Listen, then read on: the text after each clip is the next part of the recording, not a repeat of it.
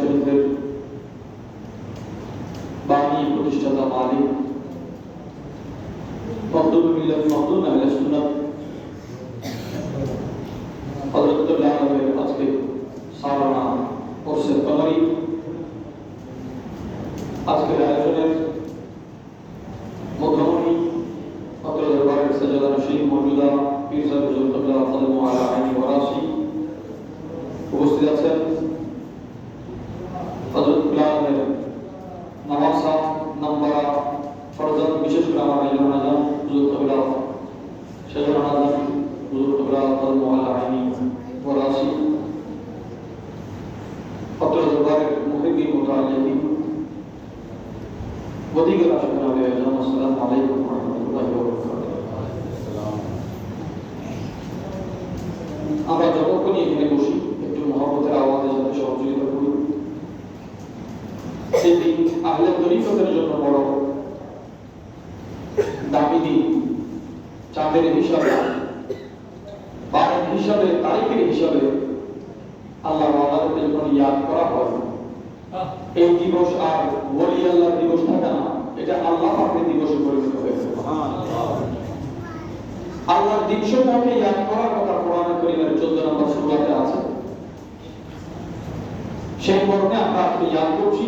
আমাদেরকে ইয়াদ করার তিনি সুযোগ দিয়েছেন। একবার মহব্বতের আওয়াজে শুকরিয়া আদা করি আলহামদুলিল্লাহ।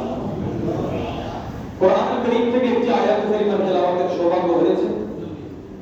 মহান রব্বুল আলামিনের দরবারে ফরিয়াদ করছি, হুজুর শাইখ সাহেব বেলায়েত ইমামে আরবাব তরিকত মাফজানে রাজি হাকিকত বারাকাত খায়বার শিকাত মাওলানা আলী শাহ খুদা রাদিয়াল্লাহু তাআলা আনহু কাররামাল্লাহু ওয়াজহুল কারীম সিনায়ে মুকদ্দাসার সরকার অত্র দরবার শরীফের হযরতের ওসিলায়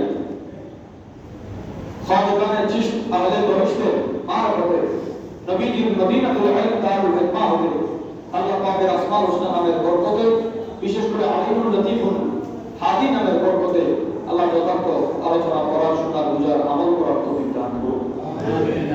আমি বেশিক্ষণ সময় আপনাদের দেব না।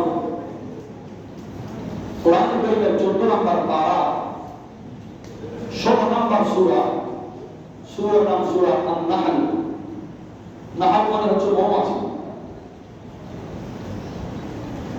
এই সূরার 113 নম্বর আয়াত এবং 114 নম্বর আয়াত, 113টা আমরা তেলাওয়াত শুনেছি। আরেকবার বরকত হাসিলের উদ্দেশ্যে আমরা তেলাওয়াত করব। আউযু বিল্লাহি মিনাশ শাইতানির রাজীম। সকলে পড়ি, আউযু বিল্লাহি মিনাশ শাইতানির রাজীম। বিসমিল্লাহির রহমানির রহিম। ওয়া লাকাদ জাআহুম রাসূলুন মিনহুম। আপনি যে পড়ছেন প্রতিটা হরফের দ্বারা জবাব নূরানি হয়ে যাচ্ছে। প্রতিটা শব্দের কারণে শ্রবণ শক্তিতেও আল্লাহ তাআলা নূর দান করছেন। রব্বুল আলামিন ইরশাদ করছেন, আল্লাহর শপথ, নিশ্চয়ই নিশ্চয়ই তাদের কাছে একজন সম্মানিত রাসূল আগমন করেছেন। সুবহানাল্লাহ। তাদের কাছে একজন সম্মানিত রাসূল আগমন করেছেন আরব ভূখণ্ড হতে, আরবি জাতি হতে। ফাকাদ্দাবু, ওই রাসূল পেয়ে তারা শুকরিয়া আদায় না করে ওই রাসূলকে মিথ্যা অপবাদ দিতে শুরু করল। ফাআখাযাহুমুল আযাব, অতঃপর তাদেরকে আল্লাহর নবী রাসূলের দ্রোহিতার কারণে, বিরোধিতার কারণে আল্লাহ তাআলা আযাব দান করলেন। তাদেরকে আযাব গ্রেফতার করলো। এমন অবস্থায় যে তারা কাফের।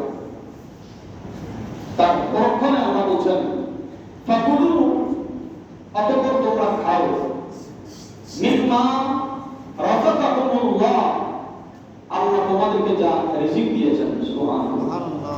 আল্লাহ তোমাদেরকে যা রিজিক দিয়েছেন তোমরা খাও, হালালান তাইয়িবান। দুইটা শব্দ, একটা হালালান, একটা তাইয়িবান। একটা হচ্ছে হুসমান যেটা হালাল, আরেকটা ফিতরাতান যেটা তাইয়িব, পবিত্র। যে খাবার দেখলে আপনার রুচিতে পছন্দ হয় না, ওই খাবার আপনি পরহেজ করবেন। কোরআন কারীমে আল্লাহ তাআলা রিজিকের সাথে দুইটা শব্দকে একত্রিত করেছেন, একটা হালাল, একটা তাইয়িব। বুজুর্গান দিনের খাবার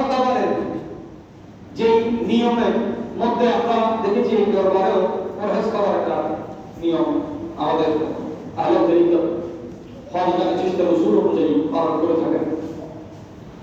খাবারের পবিত্রতা এটা হচ্ছে হালাল। হালালের মধ্যেও আজকে আমরা সমাজে দেখতে পাচ্ছি মানুষ অক্টোপাস থেকে শুরু করে কাঁকড়া থেকে শুরু করে কত কিছু খাচ্ছে, যেটা মানুষের ফিতরত কখনো কবুল করতো না। এটা অনায়াসে কিন্তু মানুষ একই অপরাধ, ছোট ছোট অপরাধ বারবার হলে এই অপরাধের কাটারায় থাকে না। এটা হালালের মধ্যে চলে যায় মানুষের কাছে, মানুষ মনে করে এটা হালাল। এটা তো স্বাভাবিক একটা সামাজিক নিয়ম।